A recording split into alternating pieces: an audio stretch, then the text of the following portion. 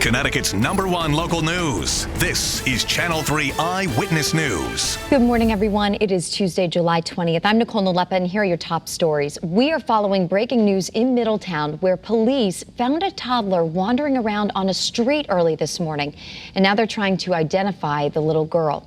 We know that police found her at 4 a.m. on East Street, right in the area of Town Colony Drive. She's around 3 years old, just over 3 feet tall, has light brown hair, hazel eyes, pink painted toenails, and is wearing a Minnie Mouse diaper. The toddler is now safe with police. In fact, the latest update is she is at the hospital right now. She's not talking much. They're trying to also track down her parents. So take a close look at your screen once again. If you have any information, please call Middletown Police. And loved ones are remembering the lives of 2 teens whose bodies were pulled from the Farmington River yesterday.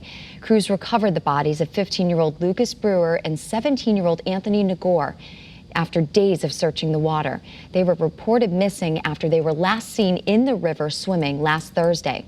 Channel 3 Eyewitness News reporter Aya Galil has more on what a school district in Plainville is doing to provide some support for its students.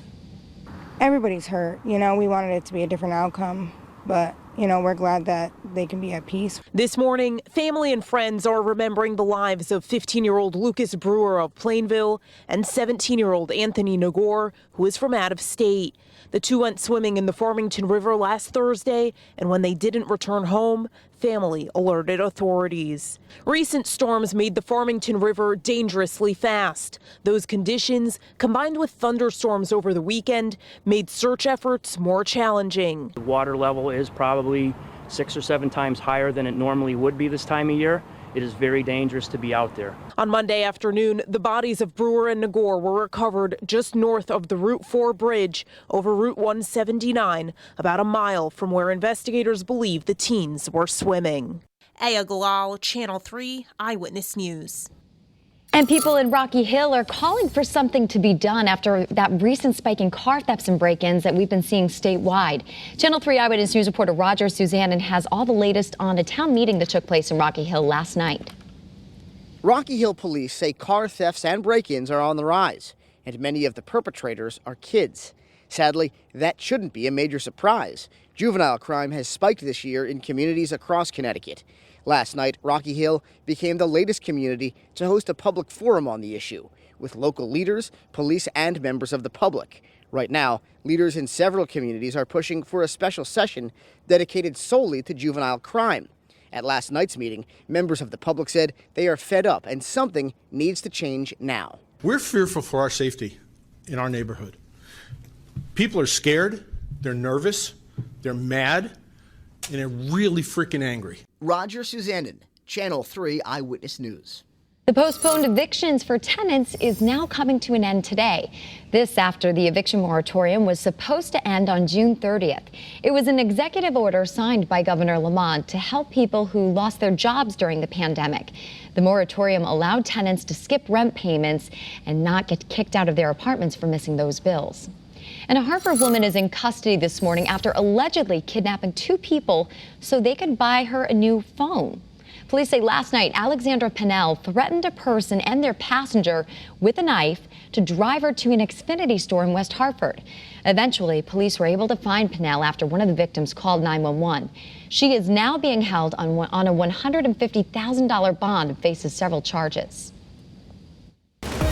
All right, everyone, so it is a better day on tap today as far as the sunshine goes, although we are seeing a lot of haze out there to start off this morning. Here's a live look in Old Saybrook, and the sun is above the camera shot right over there, but we are also hearing that not only is it haze, but it could be some smoke too from some wildfires out west. So we will be keeping you updated on that. But yes, right now here's a live look, 69 degrees in New London, calm conditions.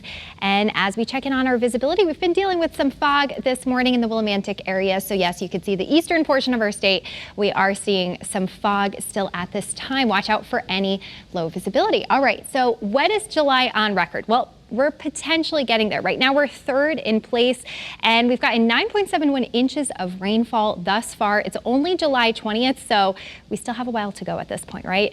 But we'll be keeping you updated on that because we do have another chance for some storms and showers this afternoon, and then a greater chance for tomorrow, potentially some severe storms in the forecast. Temperatures are in the 60s and the low 70s across our state, and those dew points are in the 60s as well. So it's feeling muggy out there. Here's a look at our forecasted high, 89 degrees for today. Along the shoreline, we're in the 80s, warmer conditions than yesterday. But once again, we do have that chance for all of that heat and humidity to bring moisture, and then we could be seeing the potential for some late storms as we head through this late afternoon and early evening. So the futurecast showing us, yep, no major issues as we head through this morning and into this afternoon, although that haze could continue. And as we head towards this afternoon, yeah, you do see some potentially isolated storms fringing on the northwest corner. And 6:15 p.m., we could be seeing that isolated storm move towards the coastline. 7:45 p.m., that could continue as we head all the way through the overnight hours. And then I'm checking in on this at 12:30. This line of storms right now actually looks like it could bring some very heavy rainfall and some thunder and lightning through the overnight hours. So we'll be keeping you updated. But as we head towards tomorrow, yep, sun and clouds for the morning. Then as we head towards the afternoon, that's when we've got that chance of potential for severe to strong storms. We could be talking about damaging winds, hail, and heavy rain. So this is a look at 3:30. You see where those colors really pop. That's where you're going to be seeing those storms move through, and that continues as we head all the way towards 7 o'clock and even later than that for Wednesday night. So yes, we are in the marginal risk right now for severe to strong storms. And as we check in on our futurecast today, it's going to feel really hot out there. 88 right now is what the graph is forecasting for our heat index. That's the temperature and the humidity combined. And then look at that, 91 around 4 o'clock p.m. So we are going to feel like we are in the 90s, even though we're going to be in the upper 80s. And for Wednesday, once again, that chance of rain in the morning and then also that potential for some storms in the afternoon. But Thursday, looking much better, not a lot of humidity, feeling fantastic. Friday, a mix of sun and clouds. We could actually see a stray shower. That's possible. Saturday, looking at a lot of sunshine, but then Sunday, Monday, also looking unsettled, and that humidity seems to return. But those temperatures really do stick around in the 80s as we head through the next week, and even the upper 70s on Saturday and Sunday. But however, Saturday is just really looking like a nice day as well. So we'll be keeping you updated on the forecast. All right, thanks, Lorin. President Biden believes the newest infrastructure plan would benefit from a few additions. He wants Congress to pass both of his spending bills, which consist of a $1.2 trillion plan on traditional infrastructure and a $3.5 trillion budget on what he calls human infrastructure. Both bills include specific elements, such as providing funding for roads, bridges, and additional care for children and the elderly. Senate Majority Leader Chuck Schumer says that he wants a vote tomorrow to start the debate on the legislation. And spacecraft company Blue Origin is getting ready to make history today. This morning, company founder Jeff Bezos will blast himself into space on a new autonomous rocket. He'll be accompanied by 3 people: his brother, 82-year-old Wally Funk, who was one of the first women to train for spaceflight, and an 18-year-old Dutch student. The flight is expected to take off at 9 a.m., and you can check out all of our coverage right on the Channel 3 app. Thank you so much for tuning in to Eyewitness News on this Tuesday morning. Hope you all enjoy the sunshine Lorin's talking about today. Be healthy, stay positive, and we'll see you back here tomorrow.